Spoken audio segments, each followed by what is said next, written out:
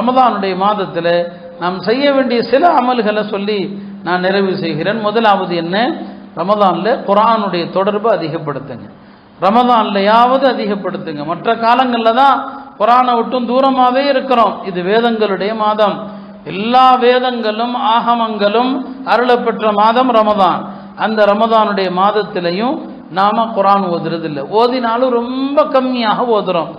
நமது முன்னோர்கள் நிறைய ஹத்மகள் முடிப்பாங்க, சிந்தனையோடு ஓதுவாங்க. பல ஆயத்துகளை ஓதி நிறுத்தி நிறுத்தி அழுது கொண்டே ஓதுவாங்க.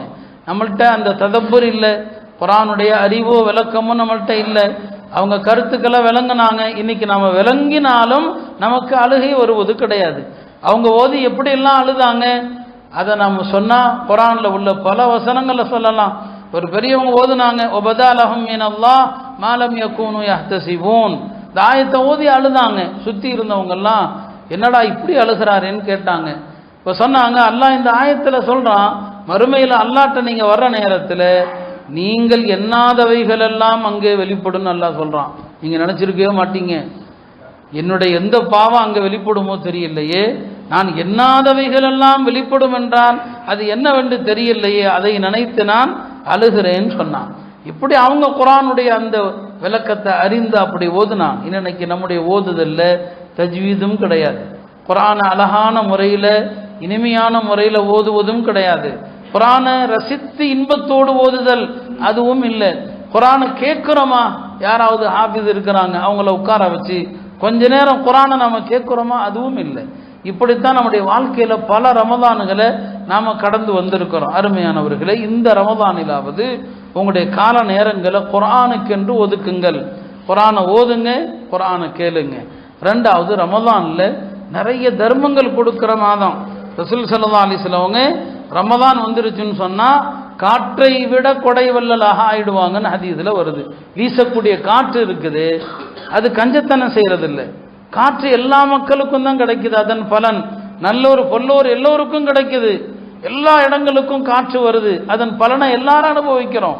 நபி ஸல்லல்லாஹு அலைஹி வஸல்லம் இந்த வீசும் காற்றை விட ரமதானில் கொடை வள்ளல் ஆயிடுவாங்க. ரமதானில் நஃபிலான தர்மம் செய்வதற்கென்று ஒரு பணத்தை எடுத்து வைங்க. வாழ்க்கையில் எத்தனை விஷயங்களுக்கு நீங்கள் தனியாக பணத்தை எடுத்து வைக்கிறீங்க, ரமதானில் தர்மம் செய்யணும் என்பதற்காக பணத்தை எடுத்து வைங்க. அது ஜக்காத் அல்ல. ஜக்காத்துடைய கணக்கு வேற, ஜக்காத்து கொடுக்க வேண்டிய டைம் என்பது வேற. அது ஆண்டுக்கு ஒரு முறை நீங்கள் பணக்காரரான நாள் எதுவோ அந்த நாளிலிருந்து ஒரு வருஷம் முடியும் போது ஜக்காத், அவ்வளோதான். ரமதான் என்பது நஃபிலான தர்மங்களை அள்ளி கொடுக்கணும். நீங்கள் தர்மம் கொடுக்கறதுனால எவ்வளோ நன்மைகள் கிடைக்கிறது அப்படின்னா தர்மத்திற்கு மட்டும்தான் அல்லாஹ் கணக்கில்லாமல் கூலி கொடுக்குறான். சில வணக்கங்கள் இருக்குது, அந்த வணக்கங்களுக்கு அல்லாஹ்ட்ட என்ன கிடையாது, கணக்கில்லை. இப்போ நீங்கள் தர்மம் கொடுத்தீங்கன்னு சொன்னால் அது கொஞ்சமோ அதிகமோ பல மடங்கு நன்மைகளை அது பெற்றுத்தருது.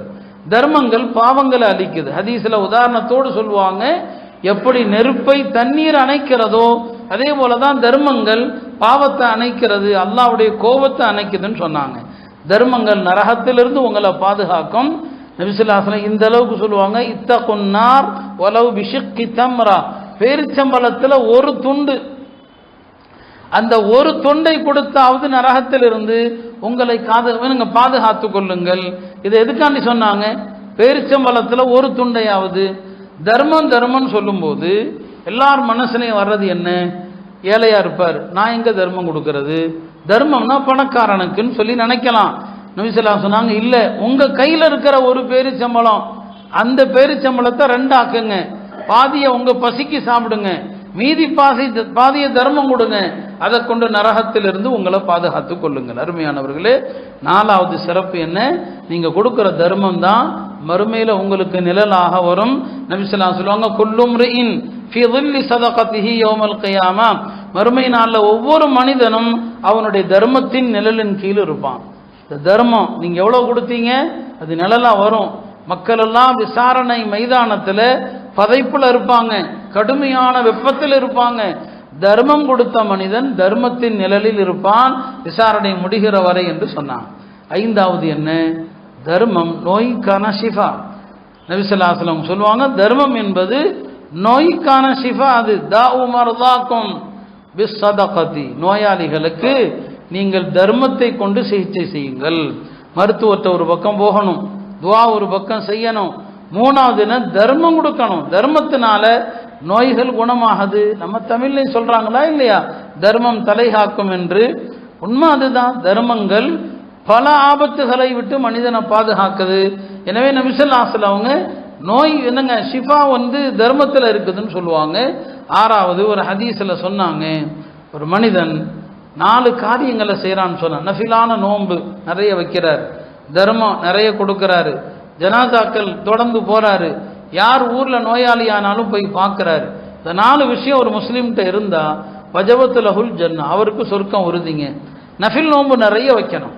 திங்கக்கிழமை வியாழக்கிழமை நோன்பு, மாதம் 3 நோன்பு, மாத கடைசியில் நோன்பு, நோன்பு நிறைய வைக்கிறது, தர்மம் செய்கிறது, யார் மூத்தா போனாலும் ஜனாசாவை தொடர்ந்து போகிறது.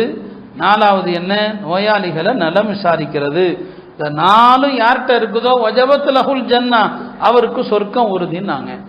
இப்போ நாம் இந்த காரியங்களை செய்கிறோமா? நம்மில் பலர் பெருமையாகவும் சொல்லுவாங்க, நாங்கள்லாம் பாயிண்ட் டு பாயிண்ட் தான், ரமதானில் நோன்பு வச்சா அடுத்த ரமதான் தான், இடையில நாங்கள் எண்ணி கூட பார்க்கறதே கிடையாது அப்படின்னு சொல்லி. அருமையானவர்களே, அப்படி இருக்கக்கூடாது.